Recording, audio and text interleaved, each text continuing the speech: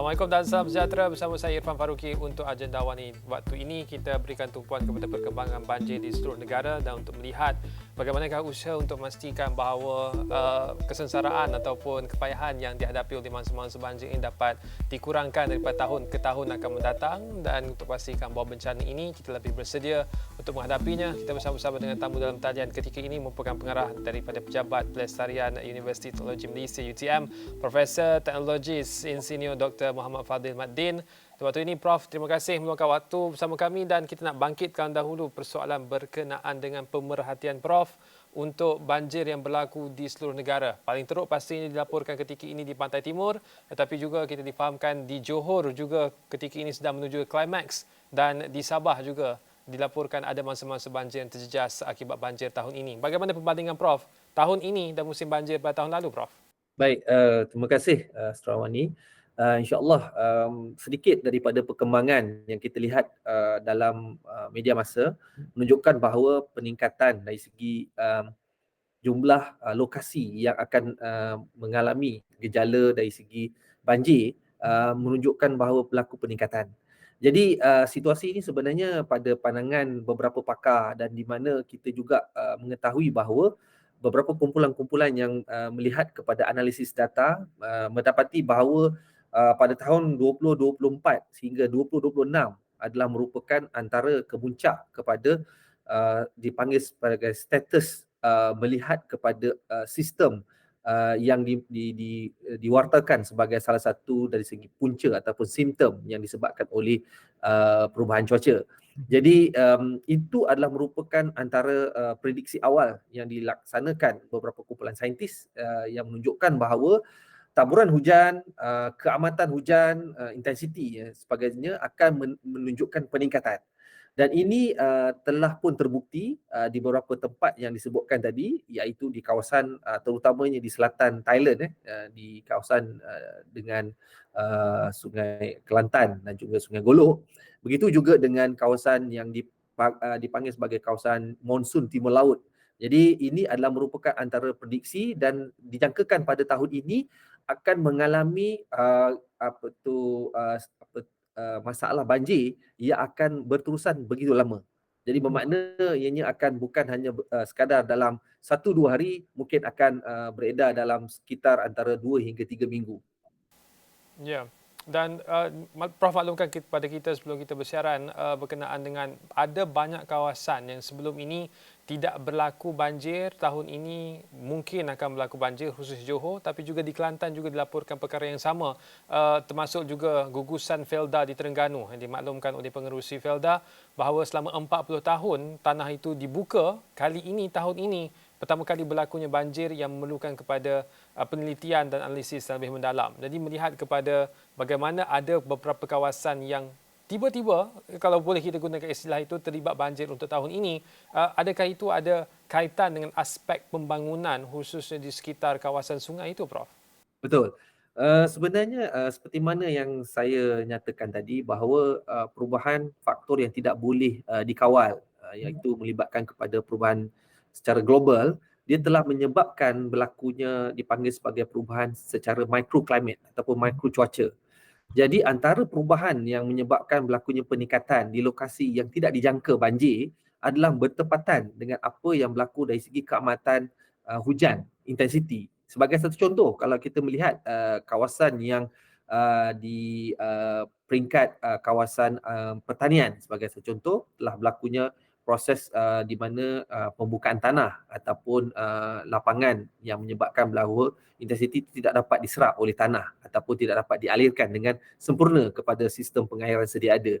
Jadi ini menyebabkan air tersebut tidak dapat diairi secara baik kepada sistem peparitan sedia ada ataupun kawasan terusan.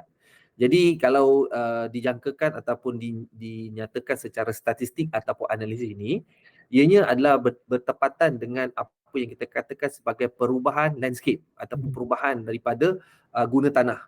Kita tahu bahawa bila satu kawasan, sebagai contoh, kita melihat kepada kawasan urban ataupun kawasan pinggir bandar dan di kawasan yang ke arah kepada kampung dan juga kawasan yang agak isolated ataupun terpencil, kita dapati salah satu contohnya adalah contohnya di Kampung Peta di Johor. telah berlakunya satu maknanya pemindahan mangsa banjir oleh orang asli. Okey, Kampung Beta adalah merupakan kawasan biasa, tetapi yang luar biasanya adalah apabila berlaku terlalu lama.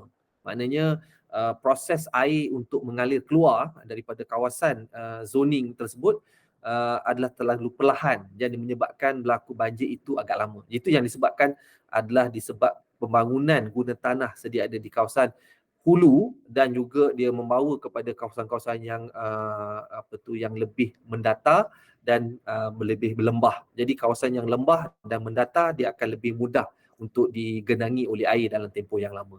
Mhm. Jadi adakah maknanya ada berlaku perselisihan komunikasi dan miscommunication di antara agensi kerajaan yang memberikan tumpuan kepada usaha untuk menangani banjir melalui projek tempatan banjir dan juga projek pembangunan lembangan sungai bersepadu PLSB dan juga agensi kerajaan yang memberikan tumpuan kepada pembangunan untuk kawasan-kawasan di hulu pinggir bandar? Adakah itu punca kepada berlakunya masalah banjir yang kita sedang saksikan ketika ini, Prof? Ya, sebenarnya di bawah Jabatan Parit dan Saliran, bawah Met Malaysia dan juga NATMA sendiri, mereka mempunyai satu program sistem awaran banjir yang kita tahu bahawa telah dibina sejak daripada tahun 2021 dan mengikut fasa yang dijangkakan sebenarnya bagi tahun lengkapnya ataupun proses itu lengkap adalah pada tahun 2025. Bermakna hanya ada tempoh 2 tahun lagi untuk melihat kepada sistem ini berfungsi sepenuhnya. Jadi kalau dilihat dalam konteks perancangan kerajaan sudah ada di sini. Maknanya lebih kurang dalam 38 ataupun 40 lembangan sungai sebenarnya sudah pun dimasukkan ke dalam pemetaan banjir dan juga telah dianalisa risiko. Sudah ada. Cuma isunya adalah disebabkan oleh beberapa pendekatan yang perlu radikal. Maknanya sebagai satu contoh, antara perkara yang perlu dibuat adalah persiapan lebih awal dalam tempoh yang agak panjang, mungkin 3 bulan sebelum berlakunya proses banjir dan sebagainya, maka telah dibuatkan satu mitigasi tambahan yang bukan hanya melibatkan kepada infrastruktur tetapi kepada kumpulan komuniti yang kecil. Jadi yang ini kemungkinan mungkin belum lagi dapat diatasi dengan baik. Cuma hanya kalau kita lihat ataupun kita dengar daripada media, kebanyakannya adalah melibatkan kepada peruntukan kerajaan terhadap kepada infrastruktur tebatan banjir itu sendiri. Jadi projek tebatan banjir ini dia memakan masa. Dia bukan pada satu masa dia sudah selesai dan akan kita boleh menangani banjir dengan sekelip mata. Tidak. Jadi untuk itu sebenarnya beberapa proses peralihan ini memerlukan satu jangka masa dan saya percaya sekarang keberkesanan baru 70%. Kita ada memerlukan lagi dalam 20% ataupun 25% lagi untuk kita mengatasi masalah terutamanya di komuniti yang lebih kecil. Sebagai contoh tadi adalah bila melibatkan kepada pembangunan baru ataupun kawasan bandar yang sebelum ini tidak pernah berlakunya banjir. Ya, menyebut berkenaan dengan tindakan kerajaan untuk membina infrastruktur seperti tempatan banjir dan juga kita kalau boleh sentuh secara spesifik berkenaan PLSB seperti mana Prof nyatakan tadi bahawa keberkesanannya ketika ini masih lagi 70% dan kalau kita berlaku adil kepada pihak kerajaan setakat sekurang-kurangnya setakat Oktober tahun ini baru fasa pertama untuk projek pembangunan lembangan Sungai Bersepadu di Sungai Kelantan itu siap. Jadi bagaimana kita berdepan dengan situasi itu, Prof? Kita mahu projek ini harus dilaksanakan secara berfasa. Kita faham, tapi selesai saja fasa 1, tak sempat lagi masuk ke fasa berikutnya, ia sudah rosak dan pecah. Dan itu menimbulkan keraguan, menimbulkan kebimbangan khususnya bagi masyarakat yang berada di sekitar kawasan sungai itu. Bagaimana kita menjelaskan situasi ini kepada masyarakat? Baik. Sebenarnya kalau kita melihat kepada masalah kos pembaik pulihan dan juga kepada perancangan jangka masa panjang, kita sudah ada beberapa model yang kita gunakan dan antara kos kerugian yang ditanggung oleh kerajaan sebenarnya bukan 100 juta setiap kali berlakunya banjir. Ianya melebihi sehingga kepada setengah bilion, maksudnya 500 juta kita belanjakan dan peruntukan ini setiap tahun kita terpaksa tambah. Jadi apabila kerajaan dia membina satu infrastruktur yang melibatkan bilion 1.2 ataupun 1.6 bilion untuk meningkatkan satu-satu projek tebatan banjir, paling penting yang perlu dilakukan di sini adalah untuk membuat pemetaan semula. Dipanggil sebagai rejuvenasi kepada zoning kawasan banjir untuk mengelakkan mitigasi itu tidak dilaksanakan dengan sempurna. Sebagai satu contoh, katalah kita membuat satu lembangan sungai dan kita dapati dalam 20 kilometer yang pertama, sebagai satu contoh di kawasan hilir. Biasanya kawasan hilir ini yang paling banyak berisiko. Apakah mitigasi tambahan yang perlu dilaksanakan di sepanjang laluan lembangan tadi? Sebagai contoh, mungkin terusan baru perlu dibuat. Kemudian perlu membuat pedalaman. Kawasan untuk terusan ini perlu didalamkan mengikut fasa. Dan ini merujuk kepada kos-kos sederhana yang bukan melibatkan kos berbilion sebagai satu contoh. Yang pertama. Yang kedua adalah penyelenggaraan secara berkala. Penyelenggaraan secara berkala ni adalah kawasan-kawasan, contohnya di Sungai Kelantan, biasanya mereka menerima banyak mendakan, kelodak dan sebagainya hasil daripada pembandak di hulu. Jadi apakah mitigasi tambahan yang perlu dilaksanakan? Perlu menggunakan zon penampan. Maknanya mereka perlu melaksanakan satu zon penampan dan melaksanakan dipanggil kolam takungan. So dua perkara ini, kolam takungan dan zon penampan, perlu disediakan lebih awal sebelum projek-projek terbaru dilaksanakan. Jadi inilah mitigasi tambahan yang perlu dilaksanakan oleh mana-mana agensi ataupun kerajaan tempatan bagi menangani impak segera yang disebabkan oleh monsun ataupun perubahan cuaca yang mengakibatkan lebih banyak lagi kerugian yang bakal ditanggung. Dan kerugian itu bukan hanya harta benda tetapi kerugian yang bersifat dalam bentuk secara tidak langsung. Sebagai contohnya pelancongan, ekonomi tempatan tidak dapat dilaksanakan pada tempoh yang agak lama. Jadi kerugian ini bukan hanya ditanggung oleh kerajaan tetapi ditanggung oleh pelbagai lagi sektor di dalam. Jadi maknanya benda ini yang perlu dititik beratkan dalam proses perancangan lah. Ya, tetapi Prof melihat bahawa dua zon tersebut, itu zon penampan dan juga takungan ini tidak dilaksanakan sebelum projek-projek tebatan banjir dan juga lembangan sungai dilaksanakan untuk sepanjang tahun ini, Prof? Betul. Mungkin secara adilnya bukan tidak dilaksanakan tetapi kemungkinan ianya mengecil. Zon penampan tadi semakin mengecil dan juga menyebabkan sebab pembangunan perlu dilaksanakan. Jadi bila pembangunan perlu dilaksanakan, kita perlu melihat semula. So kajian analisis ini perlu dilihat setiap kali berlakunya perubahan guna tanah di satu kawasan.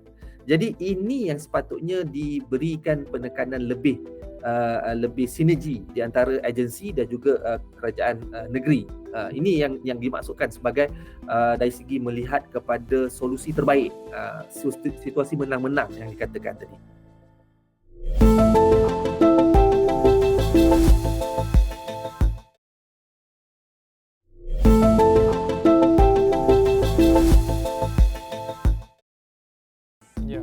Soal pembangunan juga, Prof. Adakah maksudnya untuk tahun 2024 sekiranya habis saja musim banjir ini, maka soal mengimbangi di antara membangunkan bandar-bandar sama ada di pusat bandar ataupun di kawasan hilir yang berdekatan dengan sungai dan juga soal projek untuk berdepan dengan situasi banjir pada musim akan datang. Bagi mengimbangi dua situasi ini harus diberi keutamaan kepada projek tempatan banjir, projek untuk mengelakkan berlakunya banjir lebih utama berbanding dengan projek pembangunan. Adakah Prof setuju dengan kenyataan itu? Ya, saya bersetuju kerana dalam mana-mana projek pembangunan, biasanya pemaju pembangunan hanya menitik beratkan lokasi tempatan ataupun lokasi yang mereka sedia ada bangunkan. Tetapi infrastruktur masih lagi perlu dibina oleh pihak kerajaan. Dan ini apabila pembangunan baru perlu dilaksanakan, sepatutnya sudah ada kajian semula terhadap sistem peparitan yang melibatkan kepada sambungan semasa. Jadi ini yang akan menyebabkan apabila berlakunya keamatan tinggi air larian daripada mana-mana zon di kawasan bandar menyebabkan ia tidak dapat ditampung. Tambahan pula mungkin disebabkan oleh berlakunya penyelenggaraan yang tidak teratur, mungkin ada sampah dan sebagainya, banyaklah kita lihat masalah ini berlaku. Itu yang pertama. Yang kedua yang kita kena lihat adalah kita kena berlaku rasional kerana populasi negara kita menuju ke arah 80% daripada taburan penduduk menuju kepada urbanisasi, maksudnya perbandaran. Mahu tidak mahu kerajaan perlu membelanjakan ataupun memberi peruntukan dari segi perubahan cuaca fund ataupun kita panggil climate fund ataupun climate change fund yang mana perlu mengambil kira tambahan daripada rancangan Malaysia yang sedia ada untuk memberikan faktor bajet kepada mana-mana infrastruktur itu perlu dibaik pulih. sebagai contoh untuk dilebarkan ataupun untuk dibuat laluan baru ataupun untuk dijadikan sebagai kawasan yang lebih besar sebagai contoh. Jadi dua faktor ini yang disebabkan oleh faktor ekonomi dan faktor infrastruktur itu sendiri memainkan peranan supaya selepas ini kita akan dapati kalau tidak berlakunya tindakan yang proaktif seperti ini, kejadian banjir akan berlaku di luar daripada waktu banjir. Maknanya bukan hanya pada ketika monsun tetapi sewaktu hujan keamatan yang tinggi. Melebihi daripada 100 mm, melebihi daripada 100 mm sehari, ia akan cepat berlakunya banjir. Jadi ini yang perkara yang perlu ditangani oleh pihak berkuasa tempatan. Adakah maksud doktor dalam kita melaksanakan RMK ke-12 harus tambah satu lagi dana? Itu dana sebenarnya dinyatakan tadi adalah dana berkenaan dengan perubahan iklim, yang mana tujuan dana ini adalah untuk menampung sebarang perbelanjaan tambahan, peruntukan tambahan sekiranya berlaku sedikit kelewatan untuk melaksanakan RMK ke-12 itu, Prof. Betul. Benar. Cuma kita tahu bahawa kekangan kerajaan dalam menyediakan beberapa peruntukan tambahan yang bersifat kepada jangka masa sederhana, bukan jangka masa panjang. Kerana kita tahu jangka masa panjang sudah dimasukkan dalam program sistem amaran dan juga program sungai bersepadu. Cuma yang kita masukkan di sini dan kita minta kepada kerajaan untuk meneliti semula, terutamanya melibatkan kepada kawasan-kawasan yang berisiko tinggi. Kerana kita sudah pun membuat penarafan risiko banjir bagi bandar-bandar tertentu dan juga kawasan-kawasan tertentu. Jadi perkara ini perlu diambil kira kerana kita juga mengambil kira tentang kaedah keuangan yang perlu dibelanjakan oleh kerajaan bagi membangunkan sistem infrastruktur. Mana yang kita nak? Adakah kita perlu merancang ataupun kita hanya membayar kerugian yang terpaksa kita tanggung? Jadi pilihan di tangan kerajaan bagi melaksanakan program seperti ini. Ya, mengambil kira program yang nyatakan oleh Prof itu dan kita cuba untuk mereplikasi apa yang berlaku di Kuala Lumpur. Kalau di Kuala Lumpur ada terowong smart, mana sekiranya ada risiko berlakunya banjir, maka terowong smart itu akan digunakan untuk mengalirkan lebihan air supaya tidak berlaku takungan air di permukaan dan melimpahi kawasan jalan raya. Dan di Kelantan, Menteri Besar Kelantan sendiri, Datuk Muhammad Nasaruddin Daud, juga mencadangkan perihal yang sama supaya dibina satu terowong di sekitar kawasan Sungai Golok itu untuk mengalirkan air supaya tidak berlaku banjir termenung dan sekurang-kurangnya boleh menampung bilangan ataupun jumlah isi padu air yang meningkat sekiranya berlaku situasi di luar daripada musim banjir. Pembinaan terowong itu sendiri, Doktor. Prof, bagaimana Prof melihat rasionalnya idea tersebut untuk dipertimbangkan?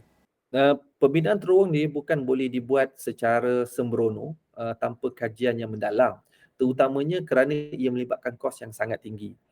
Yang kedua adalah bagaimana simpanan air itu dilaksanakan. Proses untuk kita menyimpan stok air yang dalam jumlah galonnya berjuta galon dalam satu masa. Dan seterusnya untuk memastikan struktur yang dibina itu kukuh sebagai satu contoh. Smart, kalau kita melihat perbandingan di Kuala Lumpur, membuat prediksi pada waktu masa dilaksanakan seawal tahun 2000 kemarin, membuat prediksi dalam 50 tahun jangka masa. Tetapi pada waktu sekarang kita dapati sebenarnya smart tunnel itu sendiri tidak dapat menampung kapasiti lebihan hujan yang berlaku pada masa sekarang kerana ianya disebabkan oleh perubahan cuaca yang kita ramalkan pada waktu itu adalah dalam jangka masa antara 1 hingga 1.5 darjah Celsius perubahan itu. Tetapi dengan ada pendekatan yang terkini dengan saliran terbaru sebagainya, smart tunnel itu juga sebenarnya sudah kita perlu ada smart tunnel 2.0 sebenarnya. So bermakna adakah kerajaan negeri berfikir dari segi kos perbelanjaan terutamanya melibatkan kawasan-kawasan terpencil ataupun kawasan-kawasan yang di luar daripada perbandaran untuk melaksanakan sistem terowong sebagai satu contoh. Jadi kalau saya melihat di Golok mungkin isu utama adalah kerana kepadatan kawasan-kawasan yang berdekatan dengan sungai sebenarnya. Okay, kerana di situ kita nampak susah untuk nak dibuat zon penampan. Yang saya sebutkan tadi. Jadi sepatutnya perlu buat relokasi ataupun penempatan semula kawasan-kawasan penempatan itu dan memberikan laluan tambahan dari segi zon penampan tadi untuk sungai sepanjang Sungai Golok. Maka akan mengurangkan impak sebenarnya lebih berkesan berbanding dengan membuat terowong di bawah. Mungkin idea terowong itu boleh menyelesaikan jangka masa panjang. Cuma pada masa sekarang mungkin kita perlu berfikir dari segi bagaimana mitigasi lebih awal, lebih jangka masa pendek dan membantulah dari segi proses pengurangan risiko banjir di kawasan Terbabit. Menarik, Prof. Adakah solusi kepada isu mangsa banjir yang berdepan dengan situasi yang sama Saban tahun ini ialah kepada kita relocation untuk memindahkan penduduk-penduduk di kawasan yang berisiko tinggi berlakunya banjir ke kawasan yang risiko yang lebih rendah supaya kawasan berisiko tinggi banjir itu boleh ditukar ataupun dilaksanakan projek-projek untuk mengurangkan risiko banjir daripada terus berlaku Saban tahun, Prof. Betul. Dia isu kenapa kita kena buat relokasi ataupun penempatan semula kepada mana-mana penempatan yang berdekatan dengan sungai, kerana dalam garis panduan yang kita ada di Malaysia setakat pada hari ini, memang kita sudah ada reserve sungai. Dan di bawah reserve sungai ini sebenarnya sudah kita wujudkan koridor sungai. So dua perkara yang perlu kita fahami. Reserve sungai dan koridor sungai. Apabila kita dapat melaksanakan semula koridor sungai, maka sebenarnya kita sudah membantu dari segi aliran semula jadi sungai, dan ianya akan membantu dari segi proses penyelenggaraan semasa yang biasanya dikendalikan oleh pihak JPS. Jadi relokasi itu penting, tetapi tidak semudah yang disangkakan, kerana kebanyakan kawasan-kawasan sungai ini, kebanyakan yang berdekatan dengan sungai ini adalah kawasan-kawasan setinggan ataupun kawasan-kawasan tanah yang dicerobohi, dan ianya kemungkinan tidak dapat diselesaikan secara cepat oleh pihak berkuasa tempatan ataupun kerajaan negeri. Jadi cara yang perlu dibuat adalah membuat zoning. Zoning semasa ataupun dipanggil sebagai lembangan zoning yang bersifat kepada jangka masa sederhana. Contohnya dalam 3 hingga 5 tahun perlu dah dilaksanakan dan dibuat di satu kawasan yang lain. Itu yang mungkin yang boleh laksanakan. Yang kedua adalah kita kena ingat bahawa kawasan-kawasan sungai utama kebanyakannya adalah juga disumbangkan oleh peningkatan aras laut, iaitu disebabkan oleh pasang surut air yang begitu ketara, sehingga kan boleh menghampiri daripada muara sungai ke kawasan hulu boleh pergi ke 15 km jauhnya pada masa sekarang. Dan sebab itu kita lihat dan kita dapati ada beberapa kawasan yang mana pokok bakau pada peringkat awalnya berlaku di kawasan muara, sekarang dah beralih lebih jauh ke daratan. Jadi ini yang menyebabkan berlaku pertembungan daripada aliran hujan dan juga pasang surut tadi ataupun lebih kepada limpahan air laut tadi, dan menyebabkan air itu lebih lama, lebih banyak kapasiti airnya. Jadi disebabkan itu kita kena wujudkan koridor sungai. Jadi, itu Prof, untuk menyimpulkan perbincangan kita, adakah maksudnya di akhirnya ada dua perkara yang perlu dilakukan untuk kita melihat manfaat projek kerajaan untuk mengurangkan risiko banjir. Yang pertamanya adalah perlu berikan sedikit lagi masa untuk memastikan bahawa projek-projek tempatan banjir yang mengambil masa yang sedikit panjang untuk sempurna dengan baik, dan itu akan mengurangkan risiko banjir. Dan keduanya bukan sahaja soal infrastruktur menangani risiko banjir, tapi juga berkenaan dengan penempatan semula, khususnya sekiranya melibatkan kampung-kampung setinggan, kawasan-kawasan penduduk setinggan yang perlu dipindahkan ke kawasan lain yang melibatkan pergerakan penduduk yang mungkin sedikit kontroversi di situ. Tapi itulah antara tindakan yang kedua yang perlu dilaksanakan untuk mengelakkan berlakunya lebih banyak mangsa banjir pada musim-musim banjir akan datang. Benar. Cuma di kawasan sungai yang berdekatan dengan pinggir bandar dan juga kawasan yang lebih isolated ataupun di kawasan kampung dan felda dan sebagainya, mereka tidak ada pilihan, kerana itu adalah kawasan yang sangat fragile, sangat serius dari segi intrusion lah, kalau kita katakan sebagai kawasan yang agak berisiko tinggi. Tetapi di kawasan bandar, apabila berlakunya pembangunan, kebiasaannya kita ada structured infrastruktur yang sudah pun dibina lebih awal. Jadi apa yang berlaku dan boleh dilaksanakan pada peringkat awal adalah, salah satu daripadanya adalah menyediakan takungan tambahan dalam bentuk terowong tadi, terowong air untuk kita buat takungan di bawah. Yang kedua adalah membuat pengaliran semula, membuat penjajaran kepada pengaliran parit, dan membuat satu kawasan penampan yang tidak langsung boleh digunakan bagi tujuan apa-apa bentuk pembangunan. Ini waktu yang terbaik. Sebagai satu contoh, kalau di kawasan Kuala Lumpur sebagai satu contoh, kita ada kawasan lebih kurang dalam 20 hektar yang perlu dikekalkan dari segi zon tadi dan juga aliran air, supaya kawasan yang kita boleh alirkan ini semuanya akan menggunakan kapasiti semula jadi, bukan adalah kapasiti tambahan daripada zon perbandaran itu sendiri. Apabila berlakunya tambahan beban air kapasiti ini daripada kawasan perbandaran, sebenarnya ia telah meningkatkan 10% risiko banjir. Jadi sebab itu kita perlu mengurangkan dari segi dipanggil sebagai discharge flow lah, ataupun aliran air yang berlaku dalam bandar, dan menyegerakan dari segi proses perparitan kepada kawasan yang lebih boleh ditakuni dalam bentuk buffer tadi. Baik, terima kasih. Terima kasih Profesor Teknologi Insinyur Dr. Muhammad Fadil Maddin, Pengarah Pejabat Pelestarian Universiti Teknologi Malaysia UTM, berkongsi pandangan berkenaan dengan kaedah dan strategi untuk berdepan dengan situasi banjir yang berlaku saban tahun. Menarik kerana ia bukan sahaja soal infrastruktur fizikal tetapi juga melibatkan soal kedudukan penduduk-penduduk yang khususnya berada di kawasan berisiko tinggi banjir. Tapi itu sahaja untuk kupasan perbincangan di waktu ini.